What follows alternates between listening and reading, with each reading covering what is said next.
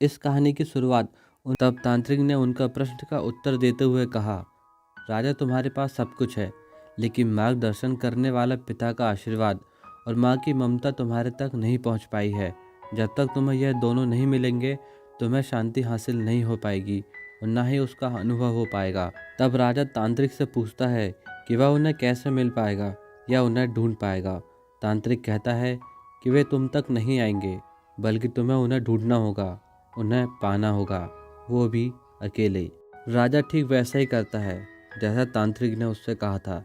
राजा ने सब कुछ त्याग दिया और त्याग कर वहाँ से प्रस्थान किया और कई तीर्थ स्थान तक पहुँचे, कई गुरुओं से मिला, संतों से भेंट की और ज्ञान प्राप्त किया, लेकिन इनका राजा को कोई भी लाभ नहीं हुआ। इतना सब कुछ करने के बाद राजा के दिल को वो शांति नहीं मिल सकी जिसके लिए राजा दर दर भटक रहा था। इससे राजा का मन विचलित हो उठता है।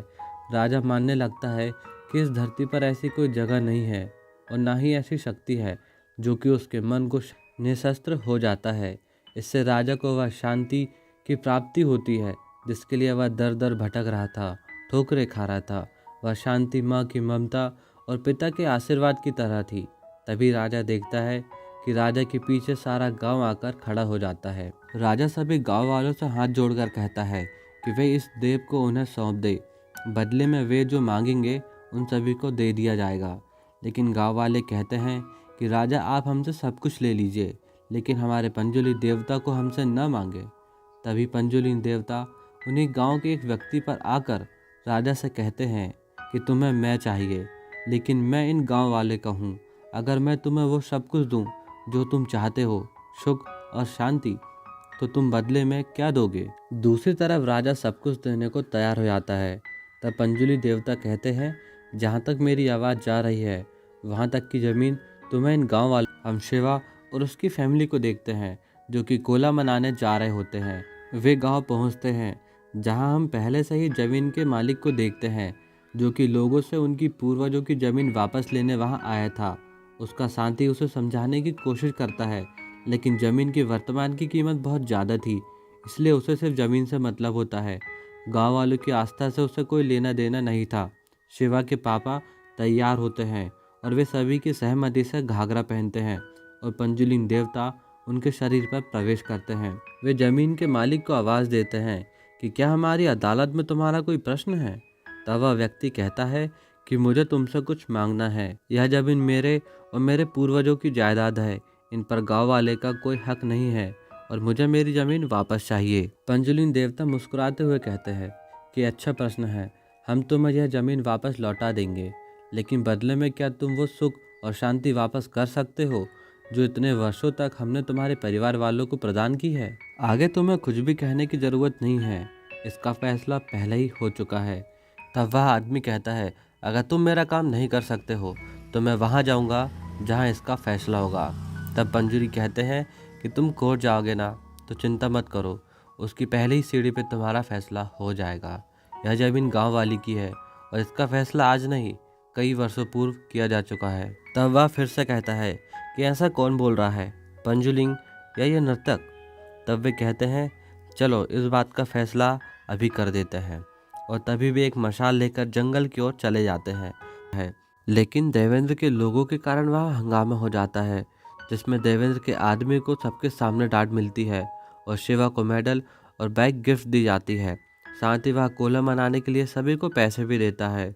शिवा पैसा लेकर गुरुआ के पापा को दे देता है। गुरुआ इस साल कोला करने वाला होता है। दूसरी तरफ हम इस फॉरेस्ट के ऑफिसर को देखते हैं, जहाँ कुछ लोग उसके पास एक सुअर को मारकर लेकर आए होते हैं और वह कह रहे होते हैं कि वे अगली बार इससे बड़ा सुकर मारना होता है। मुरली अपने सभी साथियों को कहता है कि वे अतिक्रमण हो रही जगह पर जाके विजिट करें। वे गांव जाकर जंगल की ज़मीन पर बने घरों को हटाने की बात करते हैं और वे जंगल की ज़मीन पर मार्किंग लगा देते हैं। तभी शिवा वहां पे आता है और बाकियों के साथ उसकी लड़ाई हो जाती है। वे उसे पकड़कर पूरे गांव पर बाउंड्री बना देते हैं और इस बात पर शिवा बहुत ज़्यादा नाराज हो जाता है। सभी गांव वाले लीला को दोष दे रहे होते हैं कि लीला ने इस पर फॉरेस्ट ऑफिसर का साथ दिया। अगले दिन सभी गांव वाले इसलिए सभी उसकी बात पर विश्वास करते हैं और वहां पर आते हैं। अगले दिन ऑफिसर को हम फिर से गांव में देखते हैं। तब शिवा फैसला करता है कि वह इसका बदला लेकर रहेगा और वह ऑफिसर को परेशान करना शुरू कर देता है। वह दिन रात जंगल में फायरिंग करता और जंगलों में पेड़ों की कटाई करता है, जिससे कि मुरली के सीनियर को लगे कि मुरली ढंग से काम नहीं कर रहा है और पूरे डिपार्टमेंट को वह परेशान करके रख देता है। एक रात शिवा और उसके सभी साथी एक बड़ा पेड़ का है, तब वह पेड़ अचानक से ऑफिसर की गाड़ी पर गिर जाता है और अब सारा डिपार्टमेंट शिवा और उसके साथी की तलाश में लग जाते हैं। शिवा और उसके सभी साथी जंगल में छिप जाते हैं। उन्हें लगता है कि उनके कारण वह ऑफिसर मारा गया, इसलिए वे वहां से भागकर छुपे होते हैं। अगली रात शिवा और उसके सभी साथी गांव वापस आते हैं, लेकिन गांव में हर जगह पुलिस उन्हें ढूंढ रही होती है। तब वे अपना ज़रूरत का सामान लेते हैं और वापस जंगल चले जाते हैं। अगले दिन लीला सभी के लिए खाना लेकर जंगल जाती है, लेकिन शिवा अभी भी लीला से नाराज होता है, इसलिए वह खाना नहीं खाता है और लीला वापस चली जाती है। लेकिन अगली रात शिवा लीला से मिलने गांव जाता है और वहीं रुकता है, और जब वह सुबह उठता है तो मुरली उनके सामने होता है। वे शिवा को पकड़ कर ले जा लेते हैं और शिवा के सभी साथी भी पकड़े जाते हैं और सभी को जेल भेज दिया जाता है। और जब गुरुवा को यह बात पता चलती है तो उसे समझ नहीं आता है कि वह क्या करे। तब वह देवेंद्र को कॉल करके सारी बात बताता है कि शिवा को जेल भेज दिया गया है और आप भी कुछ कर सकते हो। अगले दिन सारा गांव देवेंद्र के सामने होता है। वे सभी देवेंद्र से कहते हैं कि वह कैसे भी करके उन सभी को जेल से बाहर निकाल ले। और फिर देवेंद्र गुरुवा से मिलने आता है। वह उसे अपनी गाड़ी में बिठाता है और एक दूर जगह लेकर जाता है। और देवेंद्र गुरुवा से कहता है कि यहाँ 500 से भी ज़्यादा एकड़ ज़मीन मेरी है, जिसमें से मैं 5 एकड़ ज़मीन तुम्हारे नाम कर सकता हूँ। तब गुरुवा देवेंद्र से पूछता है क्या वह उससे कुछ चाहते हैं, जिसमें वह कहते हैं कि तू चलना मेरे साथ, और वे आगे निकल जाते हैं। उस रात हम देखते हैं कि एक गाड़ी गाँव आती है, जिसमें से गुरुवा की लाश को वो वहाँ फेंक देते हैं और किसी को समझ नहीं आता कि यह कैसे और क्यों हुआ। अगले दिन देवेंद्र सहपरिवार गांव के दुख में शामिल होता है। गांव वाले गुरुवा का अंतिम संस्कार करते हैं, लेकिन उन्हें पता नहीं होता है कि यह किसने और क्यों किया।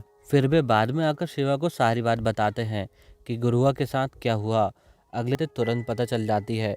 अब देवेंद्र शिवा को जल्द ही जेल से छुड़ाने की बात करता है। अगले दिन देवेंद्र अपने बेटे को अपने पूर्वजों की कहानी सुना रहा होता है, जिसमें हमें पता चलता है कि गुरुवा को देवेंद्र ने ही मारा था और जानबूझकर देव के सामने उसकी लाश फेंकी थी। अब गांव वाले ने शिवा को जेल से निकाल लिया था, लेकिन जेल से बाहर आते ही शिवा तुरंत देवेंद्र के पास पहुंचता है। देवेंद्र उसे भड़काते हुए रात में नशा करवाता है।